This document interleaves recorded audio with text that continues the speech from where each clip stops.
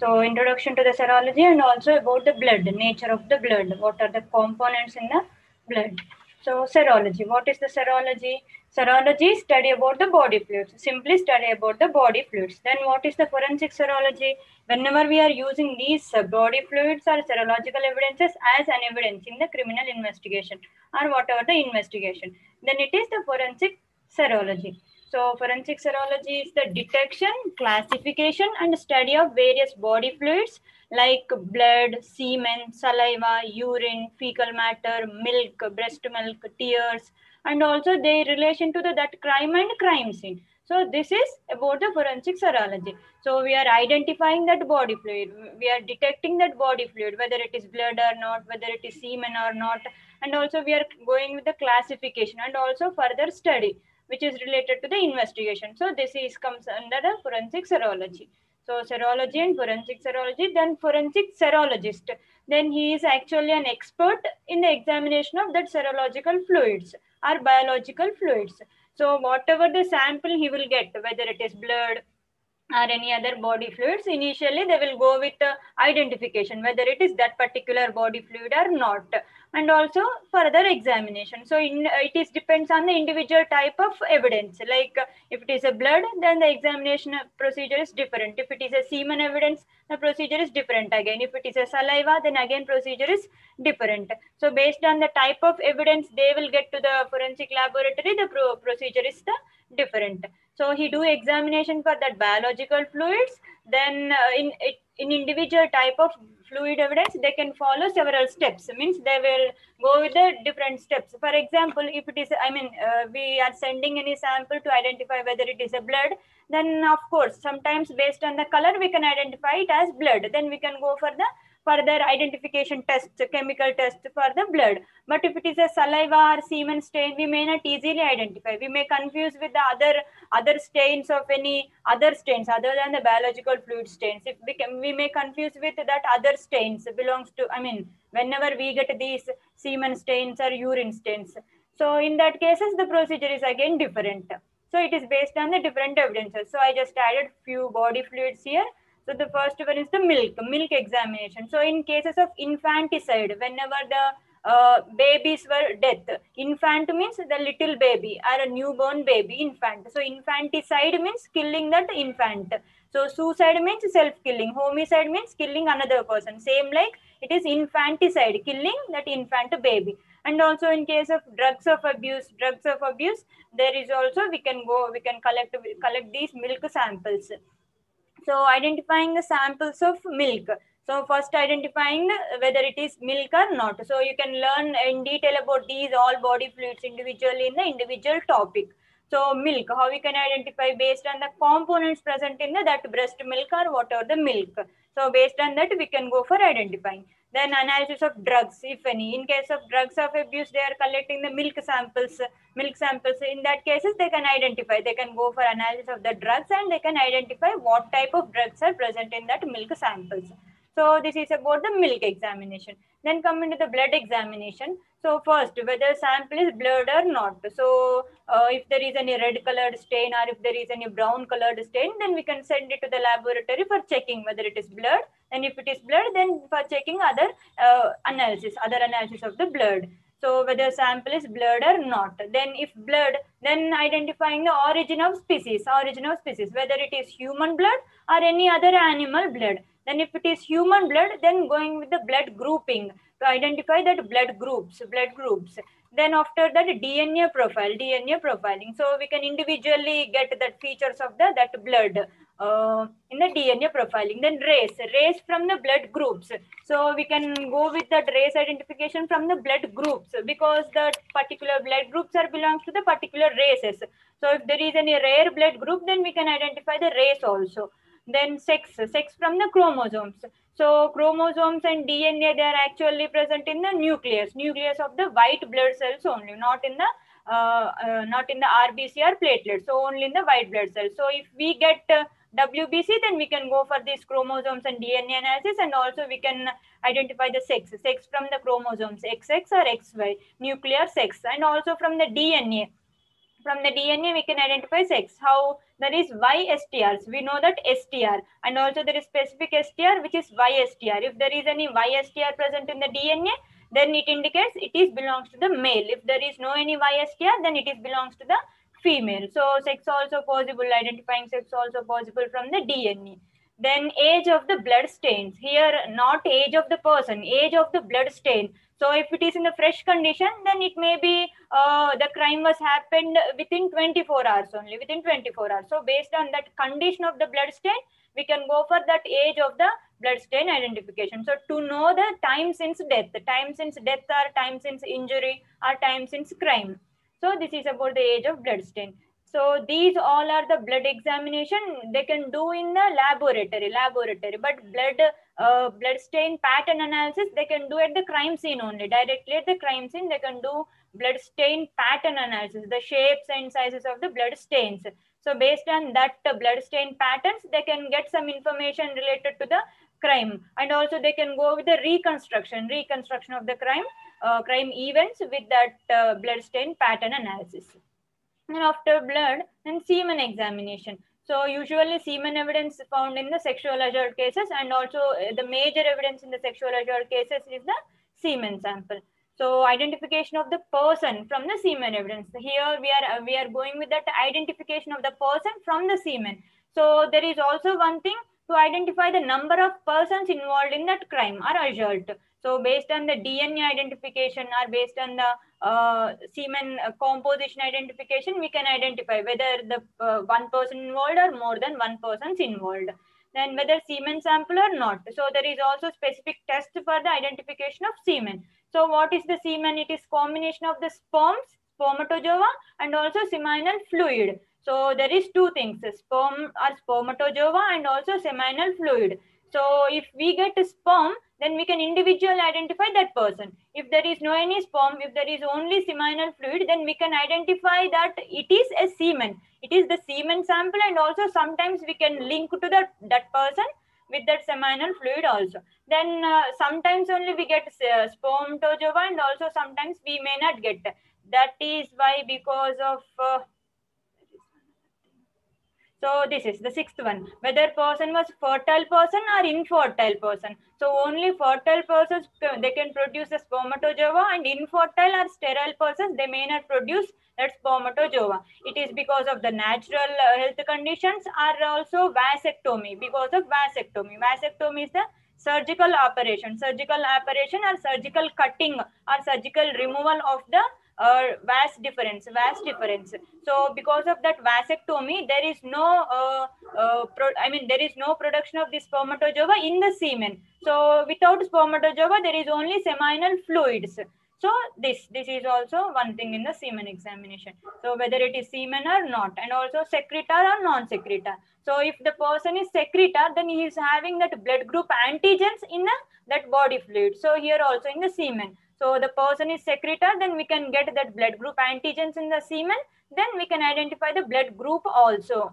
So then if non-secretor, then we may not get that blood group.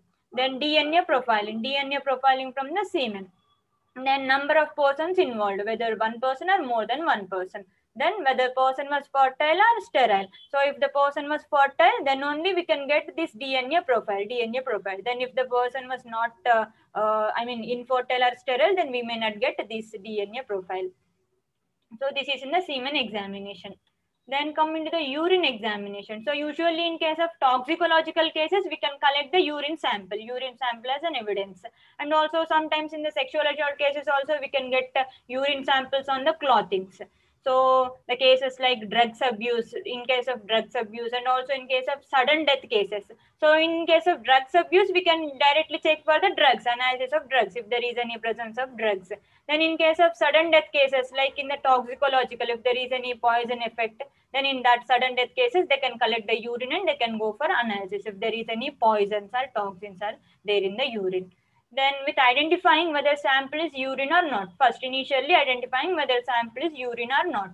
So here one thing is, sometimes only we may get the urine as liquid sample in the crime scene, but most of the time we can get that dried sample, like if there is any urine stain on the in the surface of the room or on the surface of the cloth, then it may not stay like a liquid sample, it may absorb into the that surface. So we can collect with the swab. So swabbing means we are getting only little amount of the sample. So if we are collecting any liquid amount of the sample, then we can go these all procedures means in the good way. But if we are getting only the little sample in the dried condition, if we are collecting with the swabbings, then this procedure, whatever the analysis of the urine, is somewhat difficult. So first identifying the urine sample, then identifying the blood group. If the person is secretor, for checking for the secretor non-secretor status, then identifying that blood group if the person is secretor. Then and also sometimes DNA profiling is possible. Sometimes only DNA profiling is possible. So as I said, if we get liquid urine, then we can go for DNA profiling. But if we get that swabs of the urine sample, then we may not get the good amount of the DNA profiling. DNA. So DNA profile is possible from the urine because there is the epithelial cells from the urinary tract. So there is many epithelial cells from the urinary tract, they will enter into the urine. So we can get the DNA profiling. But DNA, I mean, in the urine, there is also chances of growth of microbes. So they can destroy this DNA, or they can destroy the epithelial cells. So we may get only little amount of the DNA. But if we get liquid, if we get liquid urine, then we can go with the centrifugation and we can collect that epithelial cells. Then we can go for the DNA profiling. So this is about the urine examination. Then saliva examination. So in cases of sexual assault, if there is any bite marks, then before collecting the bite marks, we can collect the saliva with swabbing. So in case of sexual assault, in case of bite marks cases, and also smoking. Smoking means like if we get any cigarette sample, cigarette butt, then we can collect the saliva from the cigarette butt. And also in case of drugs of abuse, they can collect the saliva for analysis. And also in case of toxicology related cases and cyanide poisoning cases, so these all are the cases where we get a saliva sample or where we collect the saliva sample. And identification of the origin of species, whether human saliva or not, because in the most of the crime scenes we may get saliva, but sometimes it is also belongs to the animals. So for checking for the origin of species. Then gender identification from the bar bodies. From the bar bodies we can go with this gender identification. Then blood grouping, if secretor, then we can go with this blood grouping of the from the saliva. Then DNA profiling. So this is about the saliva examination. So till now we discussed about the different biological fluids and what are the procedure in the examination of that body fluids. Then starting with the blood, the topic blood. So first, nature of the blood. So what is before going to the blood examination, we should know the nature of blood and the components present in the blood. So initially about the nature of the blood. So blood is a fluid which circulates throughout the body by the way of heart, arteries and veins. So it circulates throughout the body with heart, arteries and veins. So in the arteries, there is oxygenated blood. There is passage of the oxygenated blood.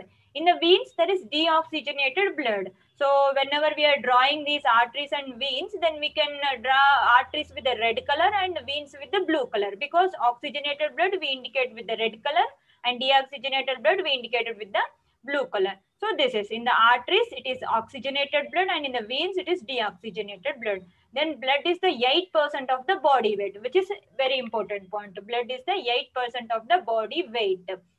And then blood is having complex mixture of cells, enzymes, proteins and inorganic substances. So it is having cells, different types of cells like red blood cells, WBC, white blood cells, and also platelets. So these all are the cells. Then enzymes, different enzymes like heparin enzyme, and also these things, coagulating enzymes, coagulating proteins, and also other inorganic substances.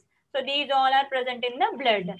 Then, so again, fluid portion of the blood. and cellular portion of the blood. So cellular portion is having cells, RBC, WBC and platelets, and the remaining is the fluid portion. So fluid portion is plasma. We can call it as plasma, and it is also having water. So the from the entire blood, fluid portion is the 55% and cellular portion is the 45%. So this is also important. 55% fluid portion and 45% cellular portion. So in the fluid portion, there is plasma and water. In the cells, three types of cells, RBC, WBC and platelets. So RBC you already know, red blood cells.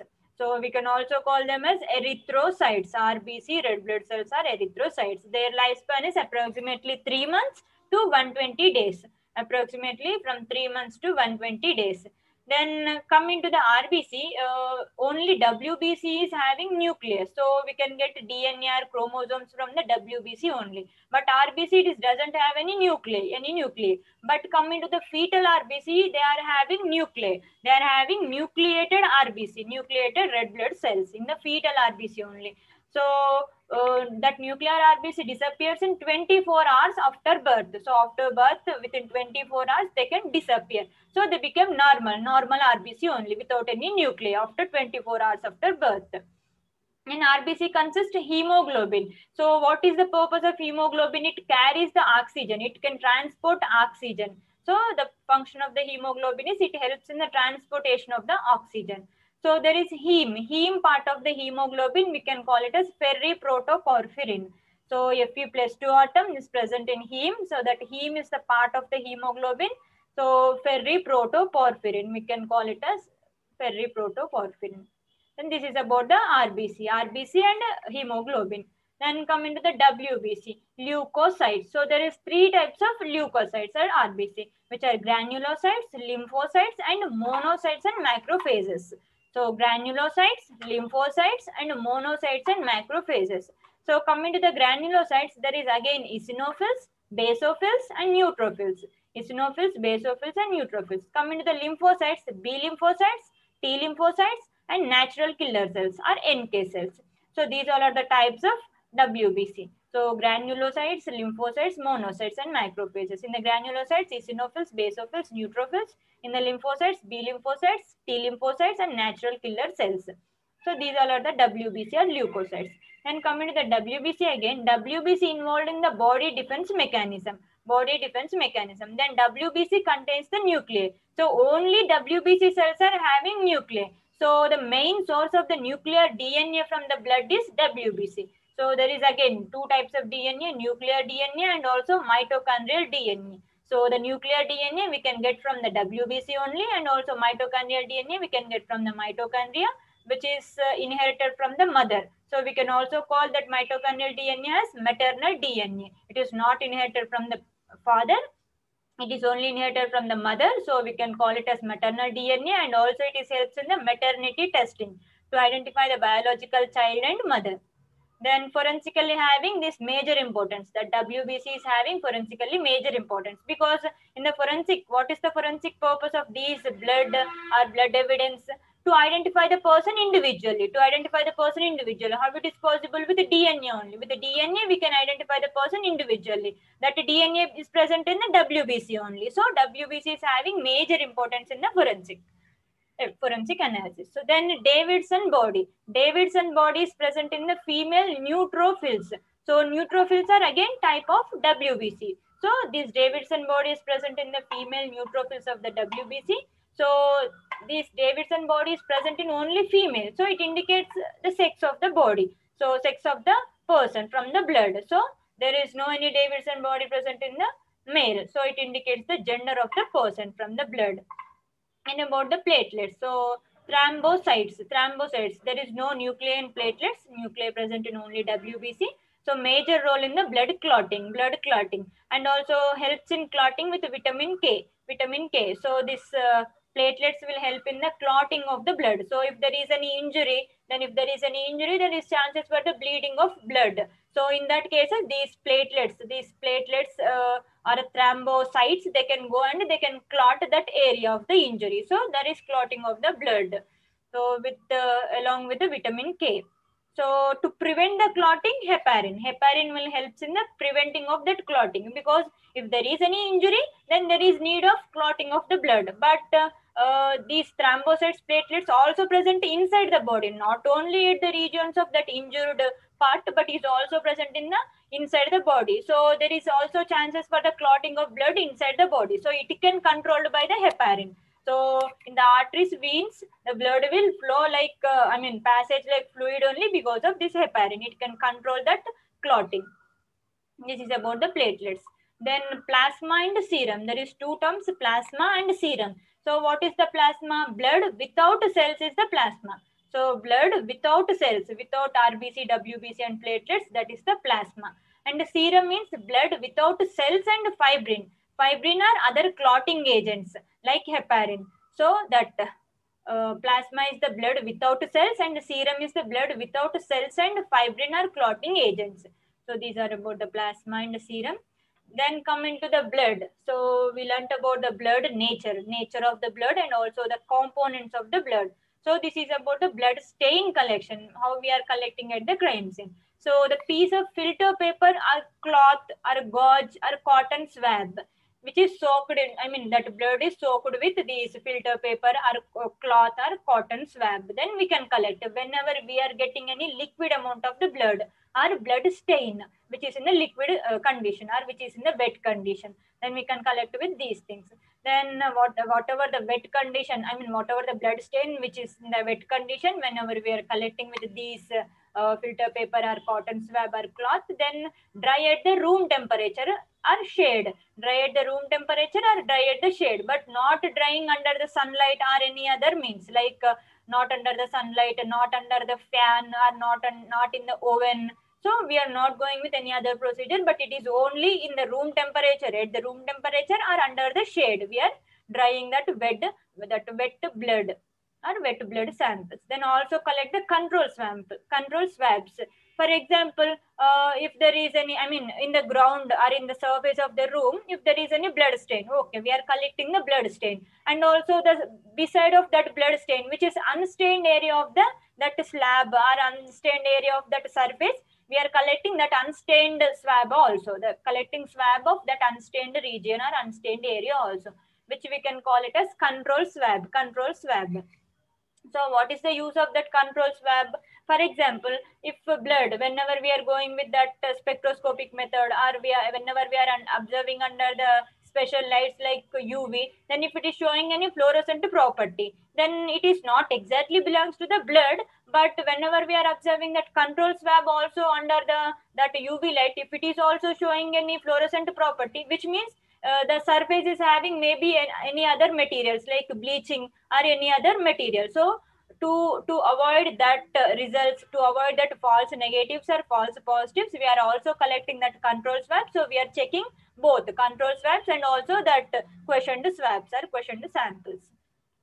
Yes, if stains on the metal surfaces, then we can collect with the scraping and place in the glass containers.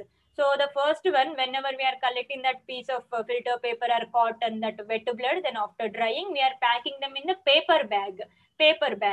Then coming to this, whenever we are scraping that dried blood from any metal surface, then we can collect it in the glass containers, not in the paper bags. So because whenever we are collecting in the paper bag, that scraping of the blood, then it is reduces into the powder. But whenever we are collecting in the glass containers, it may not be reduced into the powder.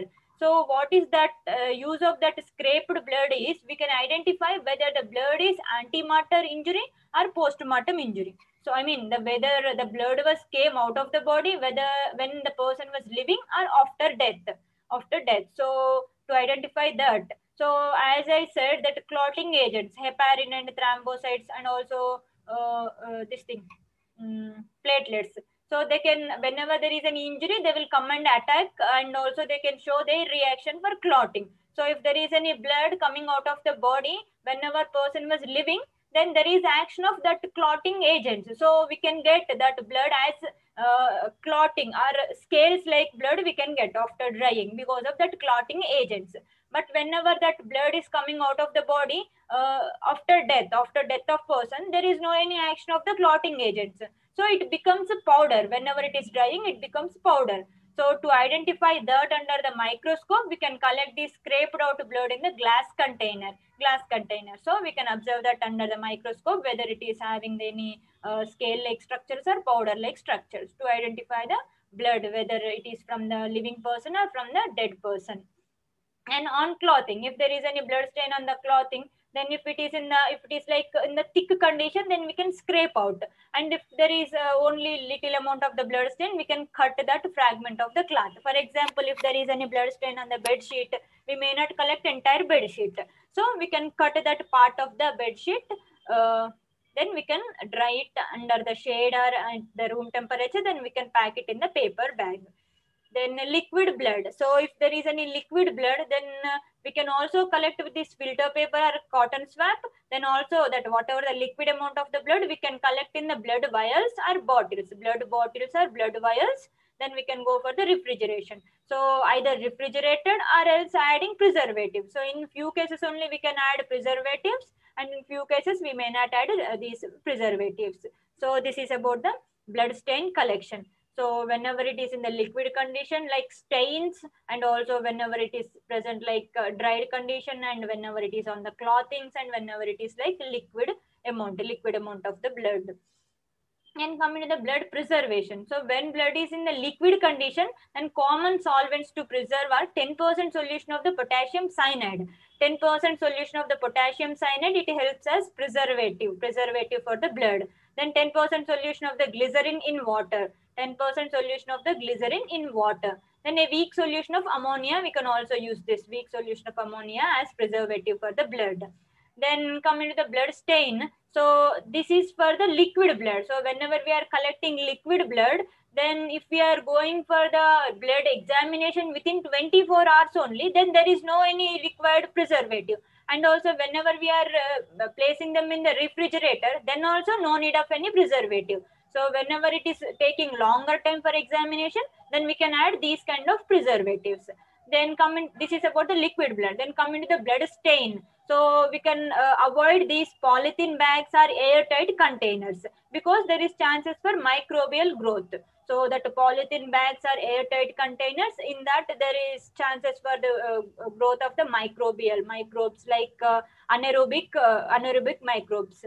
So they can grow in that polythene bags or airtight bags. So we should properly dry them. Then we can pack in these paper bags. So whenever it is scraped out blood, then we can collect in the glass bottles. And pack in paper bags and avoid touching one stain with the other. So that individual stains we should pack individual in the paper bags. And also whenever coming to the cloth, so whenever there is any 2 to 3 blood stains present on any kerchief, then we should fold them in a way like one stain should not touch to the another stain. So we should cover that one stain with the filter paper, then we should fold again that kerchief. So one stain should not come in contact with the another stain. So in that way we should pack them. Then we should place in the paper bag after proper drying. So this is about the blood preservation. Then other stains which can resemble like blood stain. So if there is any red colored stain, then we can directly suspect it as blood stain only, and we can send to the laboratory. But other stains also, they can resemble like the blood stains. And what are those stains? Other stains, so whenever we are doing examination for that stain, which is other than the blood, they can show the negative result. Yes, they can show the negative result for the blood test. So like rust stains, they are usually in the brownish black color. So rust stains, so they can show the negative result for the blood, but they can show the positive result for the iron test. So whenever the sample was sent to the laboratory for blood examination, they can do blood test. So if that all blood tests are showing negative result, then they can go for checking what is this stain, whether it is rust stain or any other stain. They can check for other stain tests also. So the rust stain, it gives positive result for the iron test. Then synthetic dye stains. So they change it to yellow, and by strong alkali, the color was restored. Whatever the changed color, they can again restore the same color. So synthetic dye stains like reddish color dyes, brown color dyes, or brownish black dyes. So that synthetic dyes. So they can change the color to the yellow, and I mean, whenever adding this, they can change. Usually, they can change to the color yellow. Then, whenever adding strong alkali, then color was again restored. Then, mineral stains. Mineral stains. Certain oxides of the iron, lead, sulfide. They can also show this same kind of blood color.